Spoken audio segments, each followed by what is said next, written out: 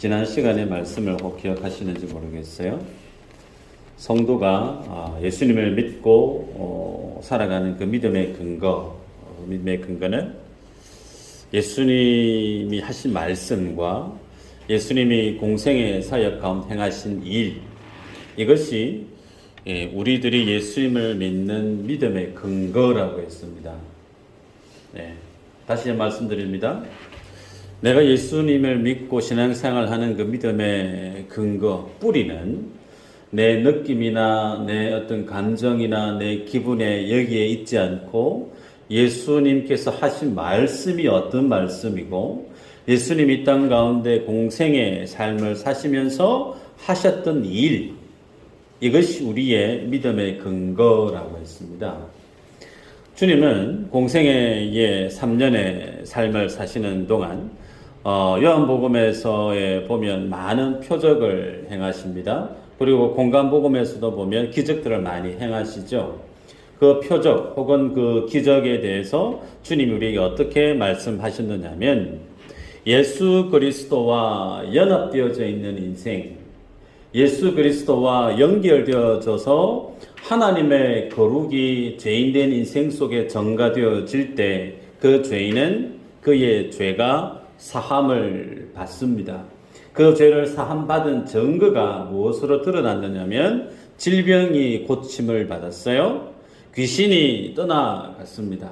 그래서 예수 그리스도와 연합되어지거나 하나님의 뜻하심의 목적이 인생 가운데 기억되어질 때 인생이 지니고 있었던 죄에 대한 그 결과물, 그것은 곧 질병이죠.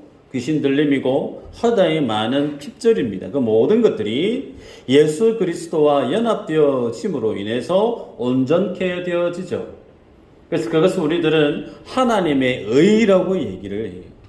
그래서 죄인이었던 우리에게는 하나님께 나아갈 수 있는 그 하나님의 완전하신 거룩하심 앞에 설 수 있는 의가 없죠. 그런데 그렇게 죄밖에 없었던 우리 인생들 가운데 예수님의 의가 전가되어지면 그 예수님의 의를 가지고 주님 앞에 나아갈 수가 있습니다. 그 주님 앞에 나아가게 되어지면 죄 용서함을 받았기 때문에 하나님과의 관계가 어떻게 해요? 온전하게 회복이 돼요. 그래서 주님과의 관계가 온전하게 회복되어진 그 인생이 맛보는 것이 무엇이냐면 예수님이 재림하시고 나신 이후에 완성될 그 하나님의 나라, 그 속에는 죄가 없죠. 하나님이 이 땅 가운데 가지고 오실, 재림하시고 이 땅 가운데 완성해 놓으실 그 하나님의 나라는 죄가 없어요. 거룩한 하나님의 나라이기 때문에. 죄가 없으면 뭐도 없을까요? 질병도 없어요. 질병이 없으니 고통도 없어요. 고통이 없으니 뭐도 없을까요? 당연히 죽음도 없죠. 그래서 예수 그리스도와 연합되어져 있는 인생이 맛보게 되어질 영원한 그 하나님의 나라의 그 영광스러움을 예수님은 초림하셔서 공생의 삶을 사시는 동안 인생들 속에 하나님의 능력으로 역사하셔서 그것을 미리 맛보게 하셨다 그랬습니다. 그러면 성도가 예수님을 믿고 믿음의 삶을 살아가면서 뭘 믿느냐라고 물어보면 예수님이 공생의 삶을 사시면서 주님이 사랑하신 영혼들에게 행하셨던 그 기적이 내 삶 속에 이루어지는 것을 믿는 것이 아니고 예수님이 찾아가서 병자든 귀신 들린 자든 핍절한 심령들 속에 주님이 오셔서 완성시킬 그 영원한 영광스러운 하나님의 나라를 보게 하기 위해서 주님이 기적을 행하셨고 표적을 행하셨다고 그랬어요. 그러면 우리가 병자를 고쳐주시고 기도를 응답해 주시는 예수 그리스도를 봄으로 인해서 우리가 뭘 믿어야 되느냐면 하나님이 그 병자를 통해 안수기도 하시고 침을 바르시고 귀에 손을 넣어서 고쳐주실 때 그것을 통해 하나님의 나라를 보게 하시는 것처럼 우리가 예수님을 믿게 되어지면 뭘 보게 되어지죠? 그러면 하나님의 나라. 그 하나님의 나라를 대망하고 주님이 오실 그 완전한 하나님의 나라를 기대하고 그것을 우리가 예수님을 믿음으로 바라보게 되어지는 것, 그 믿음을 주님이 우리 각자에게 주시기를 원하세요. 아멘인가요? 잘 따라오고 있어요? 기억을 더듬어 보시길 바랍니다. 양 목사는 설교가 너무 많아가지고 뭔 말인지 모르겠다. 그런 분이 계실 텐데 반복하면 들립니다. 자, 그 하나님의 나라의 영광스러움을 맛보아 알게 하시기 위해서 주님 우리에게 뭘 주시기를 원하시느냐면 믿음을 주시기를 원해요. 근데 그 믿음이 내가 용 쓴다고 내가 열심을 낸다고 참 주어지면 참 좋겠는데 쉽지가 않아요. 그 하나님의 나라를 맛보아 알 수 있는 그 나라의 영광스러움을 설레게 만드는 좋기 그 하나님의 나라 때문에 내 일평생 주님께 달려가도 아깝지 아니할 그 영원한 하나님의 나라에 대한 벅찬 감동이 내 속에 믿음에 버무려져서 내 속에 일어나야 되는데 그 믿음 우리 안에 잘 없어요. 그런데 그 믿음을 주님 우리에게 허락해 주십니다. 어떤 루트로요? 세상 끝까지 밀어붙이신다 그랬어요. 세상 끝까지. 더 이상 내 손으로 뭔가를 할 수 없는 그 지경까지 하나님이 밀어붙이신다고 그랬어요. 그래서 그 모든 가능성을 제로 베이스를 만들고 난 다음에 그 제로 베이스에서 하나님밖에 내 인생을 고치실 분이 없습니다. 두 손 두 발 다 들고 한다고 한 다음에 주님이 그 가운데 개입하시고 역사하셔서 정말 주님이 나의 주인이시군요 라고 하는 굳건한 믿음을 주님 우리에게 주시기를 원하시는 거예요. 그래서 하나님께서 사랑하시는 자에게 무엇도 주시느냐면 고난도 주십니다. 그래서 성도에게는 그 고난이 축복이에요. 왜요?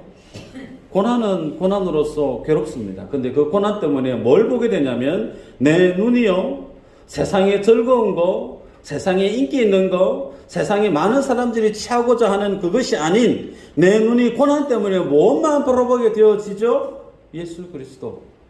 그 주님만을 바라보게 만드는 방법이 그거 외에 없어요. 성경을 한번 보시길 바랍니다.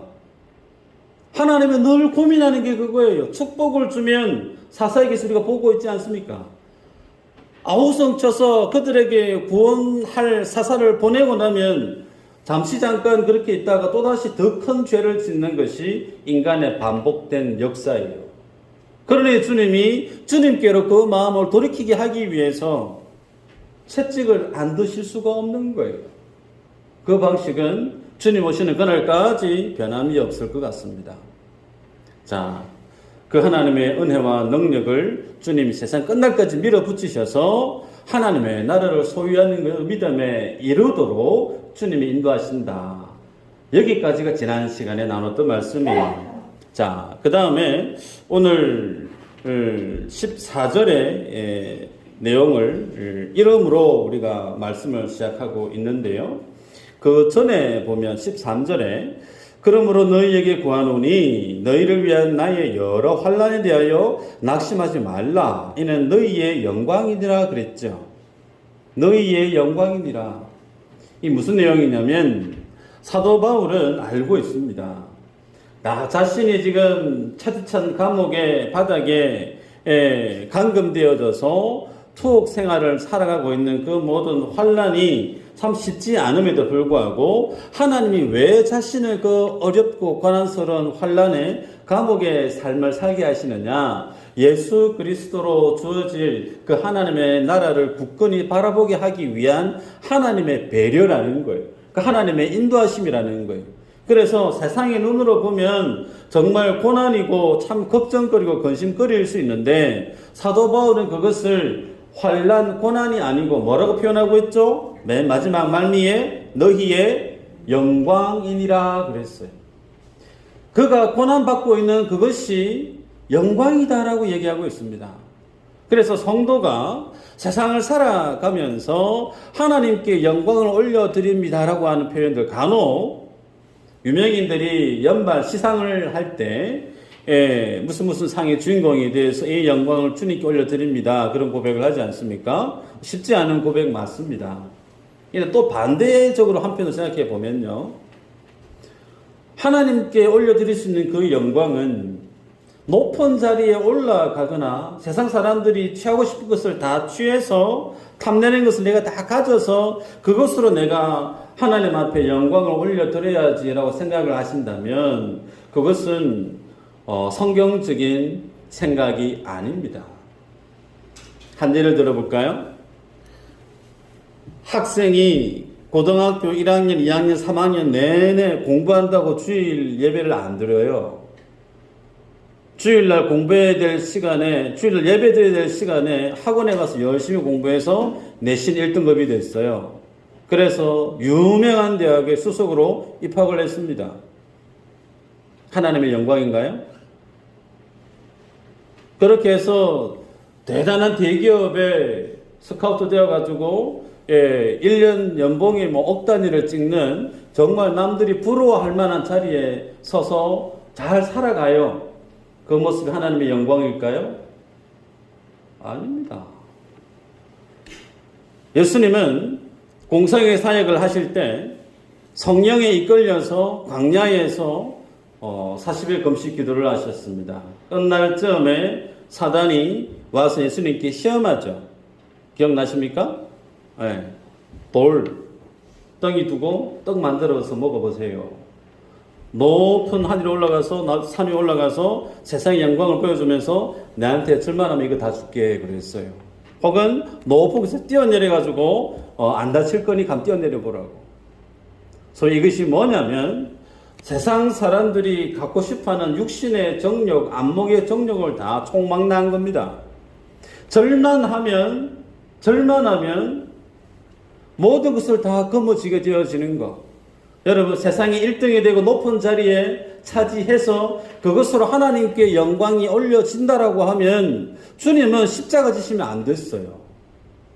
주님은 십자가 버리시고 사단에게 머리를 한번 절하면 됩니다. 높은 자리 차지할 수 있어요. 그것을 준다고 했으니까. 그런데 예수님은 사단이 주려고 했던 그 영광, 주님은 거절했어요. 버리셨어요. 포기했습니다. 주님이 거절하시고 포기하신 그 영광을 내가 예수님 믿는다고 하면서 주님이 버리신 것을 내가 탐내고 있다고 하면 그분은 예수님을 믿고 있는 것이 맞는지 확인해야 돼요. 하나님의 아들 예수 그리스도는 세상의 영광을 취하지 않으셨습니다.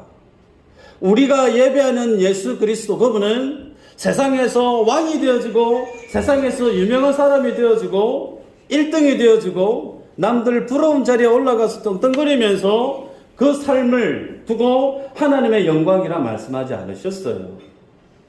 그런데 우리가 예수님을 믿는다고 하면서 예수님이 버리셨던 것을 그것을 쫓아가면서 주님 그것을 달라고 얘기한다고 하면 도대체 그분은 예수님을 믿는 게 맞는지 물어봐야 됩니다. 그분은 복음을 모르시는 분이에요. 그분은 성경이 기록하고 있는 예수 그리스도를 제대로 이해하고 믿지 않는 분일 수가 있다는 겁니다. 말씀을 한번 찾아볼까요? 요한복음 13장 31절 이후로 보면요. 가룟 유다가 예수님을 팔려고 이제 결심을 하고 같이 식사하다가 가룟 유다가 나갑니다. 나가는 그것을 두고 주님이 얘기하죠. 이제 영광을 받아야 된다. 읽어볼까요? 시작.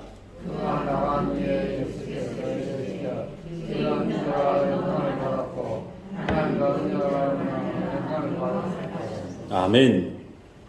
가룟 유다가 예수님을 팔기 위해서 결심을 한 그것을 두고 예수님은 영광을 받았다라고 얘기해요. 이 말씀 안에는 예수님이 하나님이 영광을 받으셨는데 소위 예수님이 이제는 이 땅에서의 삶을 마감할 때가 됐다는 겁니다. 사람은 최고의 가치가 자기 생명이죠. 그런데 예수님은 더 살고 싶은 욕심을 스스로 포기하십니다. 더 오래 살고 싶고 더 평안하게 살고 싶은 자신의 생명에 대한 그 갈구하는 그 생명의 본능을 주님이 하나님의 그 뜻 앞에 내려놓으세요. 그래서 이제 내가 죽어야 될 때가 되었구나. 십자가를 질 때가 되었구나. 그러면서 주님이 그 삶을 내려놓는 것을 뭐라고요? 영광이라고 얘기해요. 영광. 그래서 오전에도 말씀을 드렸습니다. 성도가 하나님께 올려드릴 수 있는 영광스러운 삶은 사랑하는 겁니다. 하나님을 마음을 다해서, 목숨을 다해서, 힘을 다해서, 뜻을 다해서 주 너의 하나님을 사랑해라 라고 얘기하죠. 그 주님을 사랑하는 것이 우리가 하나님께 올려드릴 수 있는 영광스러운 삶이에요. 그리고 또 동일하게 주님이 내 이웃을 내 몸처럼 사랑해라 그랬죠. 몸처럼. 그래서 예수님이 내가 너를 사랑한다. 내가 너를 정말 사랑해. 그러면서 자신의 시간을 드리고 자신의 능력을 드리고 나중에는 주고 또 주고 나중에는 자기 생명까지 그냥 드렸어요. 그런 삶을 뭐라고요? 영광이라고 그래요. 하나님이 받으시는 영광.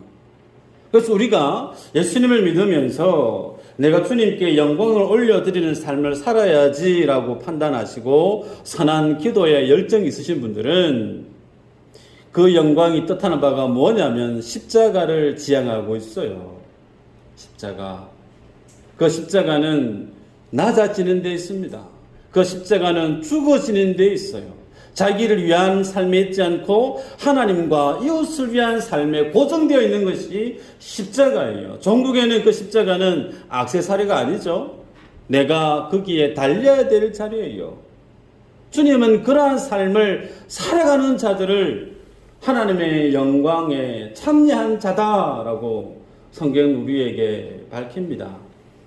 오늘은 바울이 그러한 어떤 환난 가운데 있는 자신의 삶이나 그리고 쉽지 않은 핍박 속에 있었던 에베소 교회 성도들에게 있어서 성도에게 당하는 고난이 정말 괴롭고 불행한 것이 아니라 하나님의 영광에 참여한 하나님이 정말 성도를 사랑하셔서 그에게 고난을 주신 것은 그것은 곧 축복이라고 하는 믿음의 시선을 새롭게 교정하고 있어요. 그래서 여러분의 삶들 속에 육신이 좀 아프다. 경제적으로 좀 너무 힘들다. 허다에 많은 내 삶들 속에 고난이 있을 수 있는데 그 고난의 내용이 내가 예수 그리스도를 믿음으로 인한 주어진 고난이라고 하면 그 고난이 뭐라는 거예요? 한번 따라 하십시다. 영광이다. 영광이다. 아멘인가요? 아멘. 그게 영광이에요. 사업 대박을 쳐가지고 수십억에 대한 내용에 대한 11조를 많이 올려드리고 부러울 수 있습니다. 그런데 그것보다 더 본질적인 영광은 그런 것이 아니고 하나님을 위해서 이웃을 위해서 낮아지고 드려지는 그 삶이 영광이다 라고 성경 우리에게 교훈합니다. 저는 말씀을 준비하면서 우리 교회 여러분 모두가 다 그 하나님의 영광의 주인공들로 발견되기를 축복합니다. 오늘 14절은 이름으로라고 이제 시작을 해요. 이름으로라고 하는 말의 이후부터는 그 기도하는 내용이 소개돼요. 그런데 기도하는 내용 앞에 이름으로라고 하는 순접 접속사가 있는데 이것은 앞에 있었던 말에 대한 결론을 이끌 때 이름으로라고 했단 말이죠. 그러면 이름으로라고 하는 그 기도에 대한 내용이 무엇에 대한 내용인지 앞에 있는 내용 우리가 확인을 해볼 필요가 있습니다. 우리가 앞서 계속 쭉 보아왔지만 3장 2절부터 13절까지는 삽입구예요. 삽입구. 시간이 없어서 그냥 바로바로 넘어갑니다. 삽입구고 그 앞에 있었던 2장 말미의 내용에서 그대로 점프해서 오늘 본문에 있는 14절의 이름으로라고 하는 게 문맥상 맞습니다.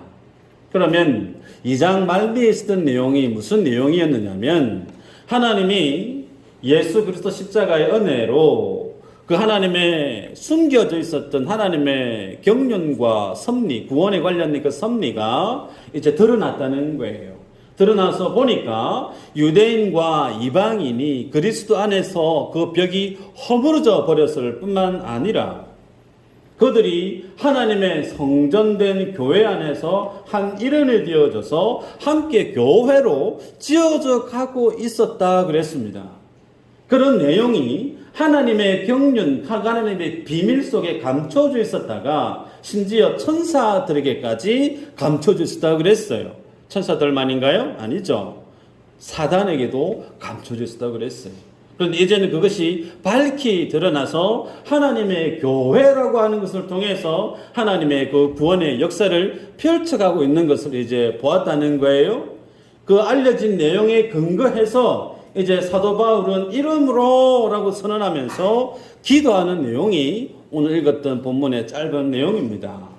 그러기에 바울이 그러면 어떤 기도를 하고 있고 바울의 그 기도 자세는 어떤 자세로 취하고 있는지 한번 보도록 하십시다. 기도하는 자세, 바울이 기도하는 자세를 보면 하나님 앞에 어떻게 기도하고 있느냐면 무릎을 꿇고 비노니 그랬습니다. 15절에 말미에 보니까 무릎을 꿇고 빌고 있다 그래요. 성경에 제가 말씀을 준비하면서 유대인들이 하나님 앞에 기도했던 기도의 자세가 몇 가지일까요? 어떻게 하셨어요? 눈 감고 계신 분들은 몰라요. 몇 가지라고요? 네, 8가지. 성경에 보면 유대인들이 하나님 앞에 기도했던 기도의 자세가 한 8가지로 나오는데 그것을 다 일일이 볼 수는 없고 그것을 적당히 구분을 하면 3가지로 구분할 수가 있어요. 첫 번째는 서서 기도하는 겁니다. 누가복음 18장 11절에 보면 바리새인들이 기도하는 자세가 쭉 소개되는데 하나님이여 나는 다른 사람들 곧 토색 불이 간음을 하는 자들과 같지 아니하고 이 세리와도 같지 아니함을 감사하나이다. 일회에 2번 금식하고 또 소득의 11조를 드리나이다 하고 그랬어요. 바리새인들이 서서 기도하고 있는 거예요. 그런데 이 기도하는 내용을 본문의 내용을 보면 알겠지만 어떤 간절함이 있거나 어떤 뜨거움이 있기라기보다 마치 자기가 행한 일에 대한 쭉 열과하는 보고하고 있는 형식을 우리가 느낄 수가 있죠. 자, 또 어떤 기도 자세가 있느냐면 엎드려서 무릎 꿇고 엎드려서 기도하는 자세가 있습니다. 성경에 보면 에스라, 다니엘 그리고 엘리야가 기도했던 내용인데요. 심지어 엘리야는 갈멜산에서 기도하고 비가 오기를 기도했을 때 그 무릎 사이에 심지어 자기의 머리를 넣었다 그랬습니다. 상당히 엎드려서 기도한 거죠. 무릎 꿇고 기도한 것을 볼 수가 있습니다. 또 하나의 기도의 내용이 뭐냐면 열왕기상 17장 우리가 보고 있는 엘리야의 기도의 모습을 보면 특이하게 또 드러나는데 사르밧 가부의 아들이 죽었을 때 기억나십니까? 엘리야가 어떻게 기도했는지 죽은 아이 위에 그대로 포겠죠. 예. 쭉 뻗어서 아이 위를 이불처럼 덮어서 기도를 했어요. 그와 똑같은 믿음의 자세를 취한 것이 엘리야의 후계자인 엘리사도 수넴 여인의 아들을 살릴 때 그와 같은 기도 자세를 취했어요. 그래서 지금도 유대인뿐만 아니라 이슬람인들은 기도할 때 무릎 꿇고 기도도 하지만 어떤 때는 쫙 뻗어서 그렇게 기도하는 모습도 실제로 있긴 합니다. 이 모습을 통해서 우리가 볼 수 있는 내용이 뭐냐면 본질과 형식에 대한 내용이 우리에게 질문처럼 던져집니다. 우리는 성경을 보면 본질이 뭔지를 늘 보게 되죠. 본질. 우리들은 개혁주의 신앙을 향해서 종교개혁을 추청했던 장로교의 후예들입니다. 맞나요? 우리 교회는 장로교 교단에 속해 있는 교회입니다. 헷갈리시면 안 돼요. 네.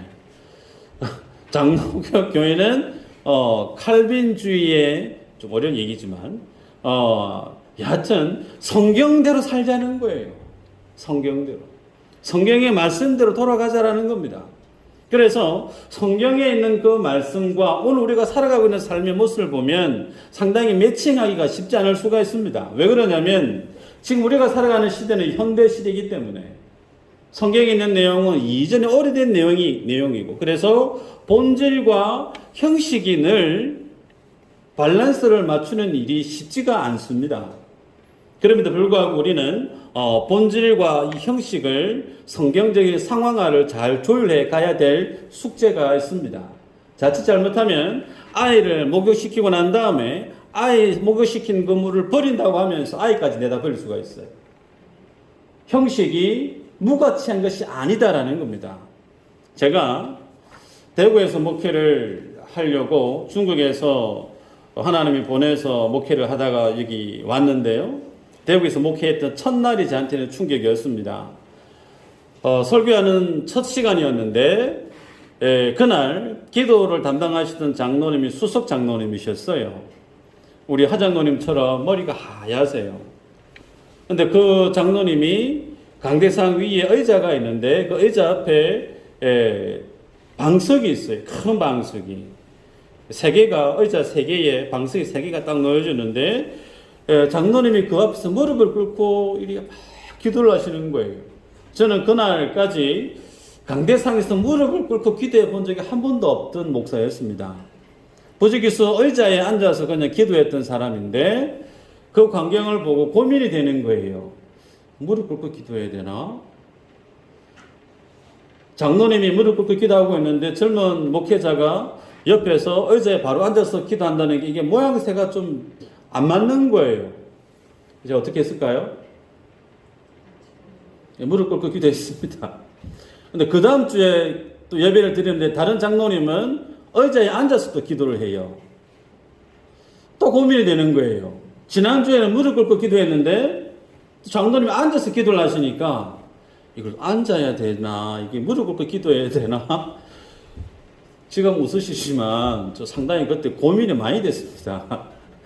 이 일관성이 있어야 되는데 사람이 이게 종국에는 그냥 그래 무릎 꿇고 기도하자 내 나름 정했습니다.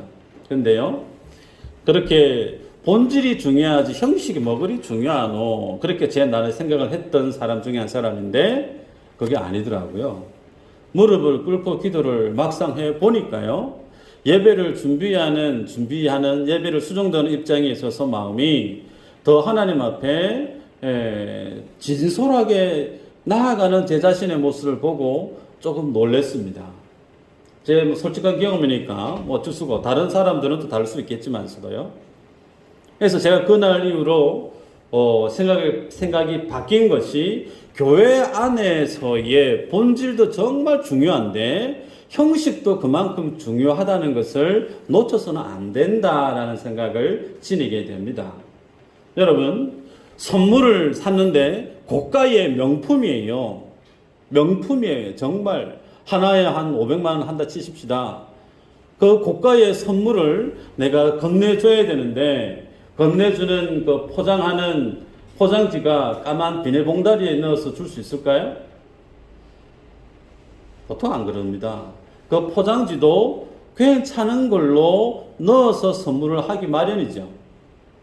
맞나요? 안 받아보셔가지고 별 감흥이 없으신가? 비싸고 고가의 선물일수록 포장하고 있는 그것도 고급질 수밖에 없잖아요. 우리가 예수님의 진리를 본질이라고 우리가 붙들고 살아갈 때 그 본질을 포용하고 있는 형식적인 모습들도 우리는 귀하게 볼 필요가 있다는 겁니다. 자, 오늘 사도 바울은 그렇게 감옥 안에서 차갑게 무릎을 꿇고 주님 앞에 기도하는데 그 기도의 내용이 하늘과 땅에 있는 각 족속에게 이름을 주신 아버지 앞에 그랬습니다. 14절 15절을 보면 그래서 하늘과 땅에 있는 각 족속에게 이름을 주었다라고 하는 이 표현은 하나님이 창조주 하나님이시다라고 하는 것을 고백하고 있는 내용이에요. 그러면서 그는 기도하고 있는 그 대상이 모든 족속들을 다 포함하고 있습니다. 이게 중요해요. 기도의 내용이 본인이 알고 있는 사람만 어느 장로님, 어느 권사님, 어느 집사님 어떻게 해주십시오라고 하는 알고 있는 지인 몇 명만 언급하고 있는 기도 내용이 아니고요. 지금 사도 바울은 그가 본 적도 없고 잘 모르는 사람들까지 불특정 다수를 다 포함해서 하나님 앞에 무릎을 꿇고 차가운 감옥 바닥에 무릎을 꿇고 기도하고 있더라는 겁니다. 여러분, 이 모습이 오늘 우리의 기도의 자세와 어떻게 다른가 한번 돌아볼 필요가 있을 겁니다. 분명히 기도는 그 마음의 진심이 중요하죠. 진정성이 가장 중요합니다. 근데 그 진정성은 기도하는 자세와 함께 어우러질 수가 있어요.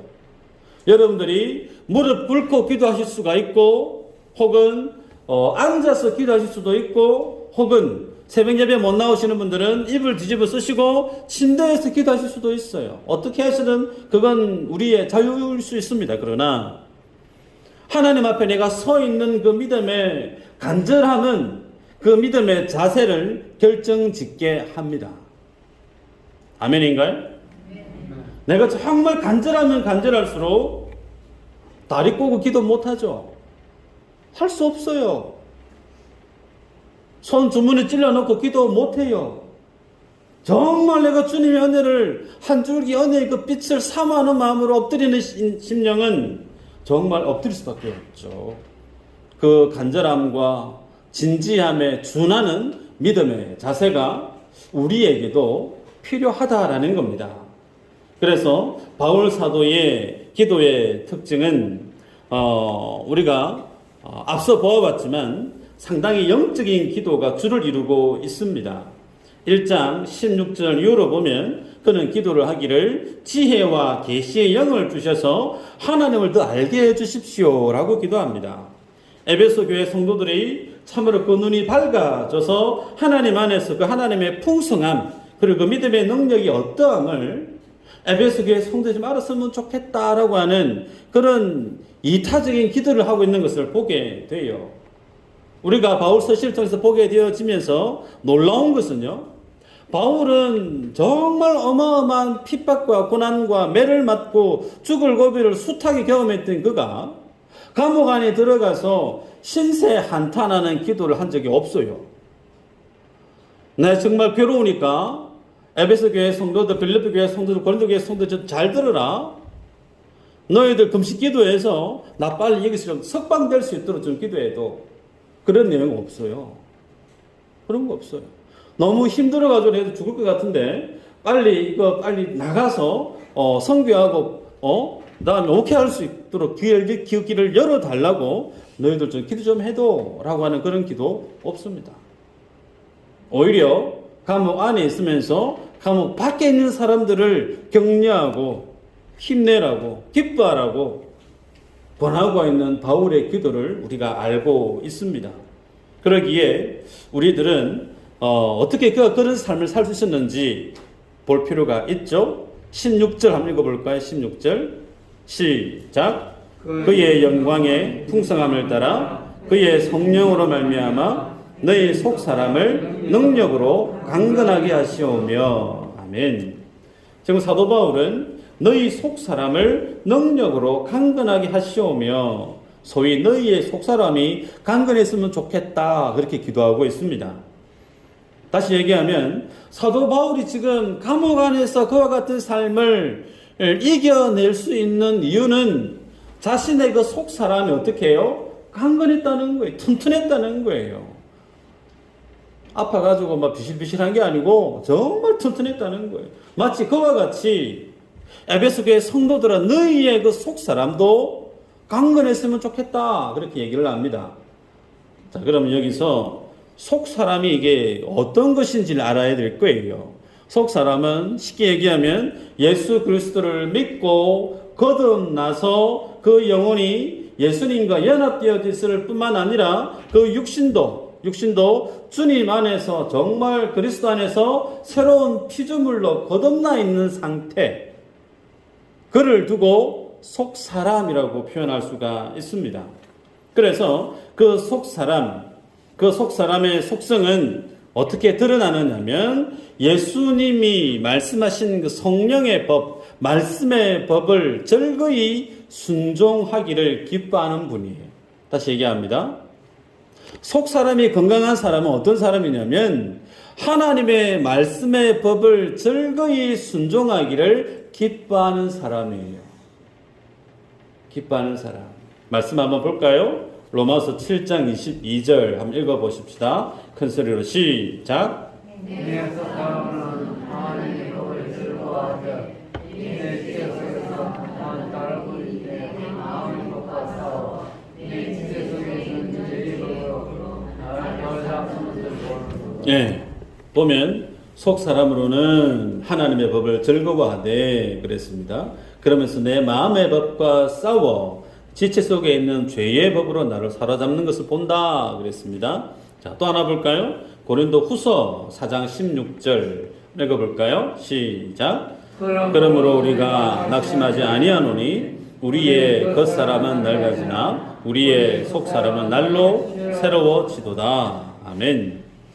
바울은 우리 안에 속사람이 있는데 그 속사람이 날로 새로워질 뿐만 아니라 강건해져야 된다라고 얘기합니다. 안 읽었지만 고린도서 4장 17절에 보면 왜 예수 믿는 사람의 속사람이 날로 강건해지고 새로워져야 되느냐면 환난이 있대요. 그리고 영원한 것을 지녔대요. 무슨 내용이냐면 성도가 구원을 입고 믿음의 세월을 쭉 살아가는 그 삶의 여정 안에는 환난이 있다는 겁니다. 환난. 이 환난이 있기 때문에 이 환난 마치 전쟁과 같은 그 현실 속에서 믿음으로 승리해내기 위해서는 우리의 속사람이 날마다 새로워져야 되고 강건해져야 된다라고 바울이 우리에게 얘기합니다. 그래서 에베소서 성경은 총 6장으로 구성되어져 있는데 1장부터 3장까지는 교리에 대한 내용이고 4장부터 6장까지는 실천적인 내용이 주를 이뤄요. 실천적인 내용. 그래서 실천적인 내용 중에 여러분들 잘 아시는 말씀이 있어요. 6장 13절 이후로 보면 전신갑주를 취하라 라는 말씀이 있죠. 내 속사람이 강건해지기 위해서 갑옷을 입으라고 바울은 우리에게 권면을 합니다. 왜요? 성도가 살아가야 되는 믿음의 삶의 여정은 믿음의 엄청난 환난에 대한 도전이 있기 때문에 그렇습니다. 이제 말씀을 맺을 텐데요. 그러면 속사람이 있는 것은 알았고 강건해져야 되는 것도 알겠는데 그러면 어떻게 우리가 속사람을 강건하게 만들 것인가? 가장 실제적인 내용이겠죠. 여러분, 속사람의 강건함이라고 하는 것은 다른 말로 표현하면 믿음의 성숙, 믿음의 성장, 그렇게 표현할 수도 있습니다. 말씀을 보면요, 마가복음 7장 20절에서 23절에 보면 말씀이 한번 읽어볼까요? 시작. 또 이르시되 사역에서 나오는 것이 사람을 더럽게 하느니라. 속에서 곧 사람의 마음에서 나오는 것은 악한 생각, 곧 음란과 도둑질과 살인과 간음과 탐욕과 악독과 속임과 음탕과 질투와 비방과 교만과 우매함이니 이 모든 악한 것이 다 속에서 나와서 사람을 더럽게 하느니라. 소위 사람을 더럽게 하는 것에 대해서 쭉 설명하는데 밖에서 들어가는 것 사람 더럽게 하지 않는다. 반대로 속에 있는 게 나오는 것들이 더럽게 한다. 이 말씀의 배경은 예수님의 제자들이 음식을 먹는데 손 안 씻고 먹었다고 해서 장로들의 유전을 무시한 것 때문에 더럽게 그렇게 율법을 범하냐라고 바리새인과 서기관들이 질타한 내용에 대해서 예수님이 그거 잘못됐다고, 바리새인 너희들 가슴 속에, 서기관 너희들 마음속에 있는 죄악의 리스트들을 주님이 통렬하게 고발하듯이 덜쳐내고 있는 내용이에요. 여러분, 이것이 뭐냐면 그리스도 안에 있는 죄악된 본성을 주님이 덜쳐내고 있습니다. 바리새인과 서기관만 이러한 죄악의 모습들이 있을까요? 아니요. 우리에게 다 있어요. 여러분 속에 악한 생각이 있습니다. 여러분 속에 음란이 있고 도둑질이 있고 살인, 간음, 탐욕, 악독, 속이 음탕, 질투, 비방, 교만, 우매함이 여러분 안에 있다는 거예요. 제가 함부로 단정지어서 말씀드리니까 기분이 언짢으실 수가 있을 수 있습니다. 나 아닌데, 나 그런 죄 없는데, 나는 죄 없다라고 말씀하시는 분은 사도 요한이 기록한 요한일서 1장 10절을 보시면요, 우리가 죄 없다고 얘기하면 하나님을 거짓말쟁이로 만든다라는 표현이 있어요. 무슨 얘기일까요? 하나님이 거짓말쟁이가 될 수 있느냐? 그럴 수 없죠. 그 말이 아니면은 우리 안에 죄가 있다는 거예요. 그래서 우리가 주님 안에서 속 사람이 강건해질 수 있는 것은 예수님의 말씀 안에서 내 안에 있는 죄악의 뿌리들을 발견해 가는 겁니다.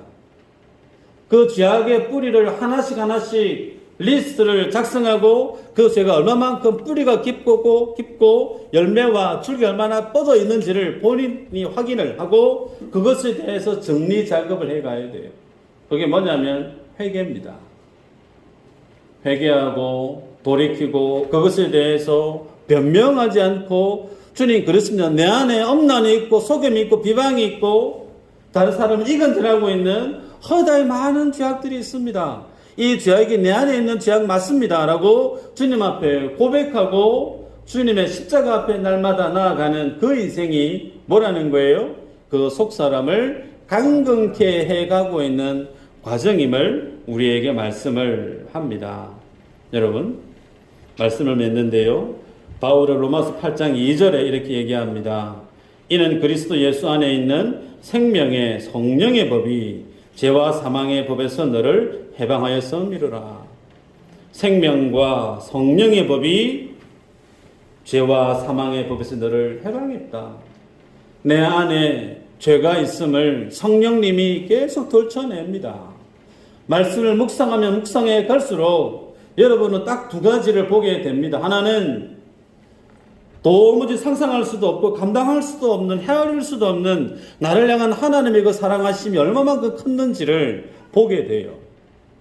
주님 앞에 나아가면 나아갈수록 또 하나는 주님 앞에 내가 그동안 살아오면서 쏟아내고 배설해 놓은 추하고 더러운 죄악이 얼마나 많았는지를 보면서 십자가 앞에 꼬꾸라질 수밖에 없어요.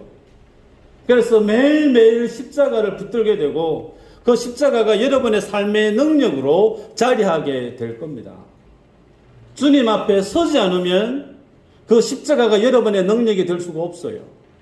그런데 주의 진리와 성령의 법이 여러분의 마음속에 있는 허다히 많은 죄악들을 수시로 비추고 성령이 우리 안에 마치 엑스레이 사진 찍듯이 계속해서 찍어서 우리 마음속에 전송시켜주면 우리는 그것을 들고 어디로 가야 되죠? 주님의 십자가 앞에 가는 거예요. 매일매일. 그래서 예수님의 그 십자가가 어떻게 해요? 성도에게는 날마다 나로 하여금 살게 하는 능력이 된다는 거예요. 이 믿음의 능력을 소유해서 정말 여러분의 그 속사람이 강건해져서 어떤 삶으로도 주님 앞에 영광을 올려드리는 값진 삶의 주인공들 되시기를 주의 이름으로 축복합니다. 아멘. 기도하겠습니다.